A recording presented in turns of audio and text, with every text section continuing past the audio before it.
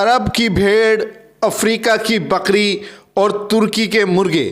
जी हाँ, इन जानवरों को देखने के लिए अब आपको अफ्रीका, अरब देश और तुर्की जाने की ज़रूरत नहीं। हासाका के निकट सेवानिवृत्त हेडमास्टर काशीराम यादव के फार्म हाउस पर जाकर इन जानवरों को नज़दीक से देख सकते हैं। ग्वालियर खुर्द के रहने वाले काशीराम यादव ने सेवानिवृत्ति के बाद बच्चों को ज्ञान देने और खुद का शौक़ पूरा करने के लिए जानवरों की जो कलेक्शन शुरू की थी, आज वह अनूठी बन गई है। अपने फार्म हाउस पर काशीराम यादव का सारा दिन इन्हीं जानवरों की देखरेख में बीतता है। अफ्रीका की बोर गोट को काशीराम कर्नाटक से लेकर आए थे। वहीं अरब की भेड़ का तो बात ही क्या, न उसके सींग होते हैं न पूंछ होती है।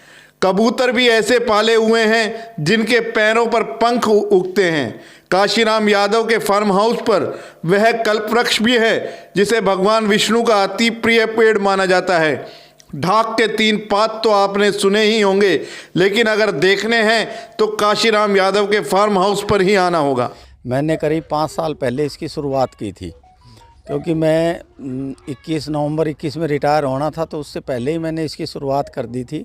धीरे धीरे पक्षी रखने लगा, पशु रखने लगा और पेड़ पौधे भी वो बोए मैंने जो हमारे यहाँ नहीं पाए जाते हैं, तो मैं उनको ढूंढ ढूंढ के लाता रहा, लगाता रहा। जैसे कल्पवृक्ष का नाम सुना था मैंने, ढाक के 3 पात का नाम सुना था, लेकिन देखा नहीं था। तो हमारे बच्चों को भी नहीं पता था कैसे होते हैं।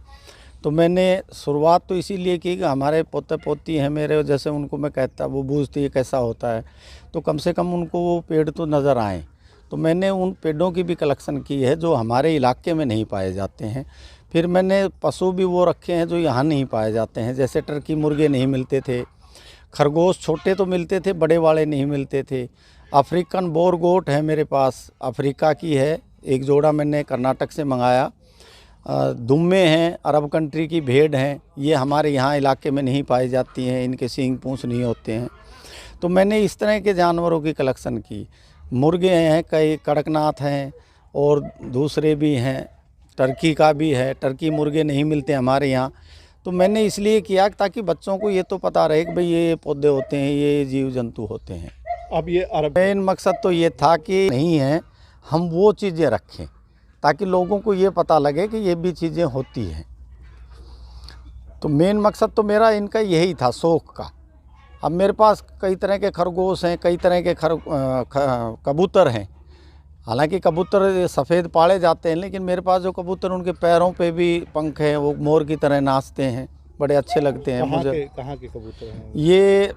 अब ये तो पता नहीं, मैं कहीं यूपी में गया था तो वहाँ किसी के पास थे, मुझे पसंद आ गया, मैं एक जोड़ा लिया आया। अब उनके बच्चे होके वो ज़्यादा हो गए। इसी तरह मैं एक जोड़ा ही लेके आया था, ये बढ़ते रहे।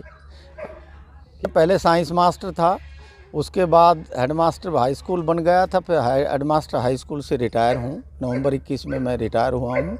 उसके बाद से फिर मैंने मशरूम का कर लिया। मशरूम का अच्छा काम है, 5-7 आदमियों को रोज़गार मिलता है, गांव के लोगों को।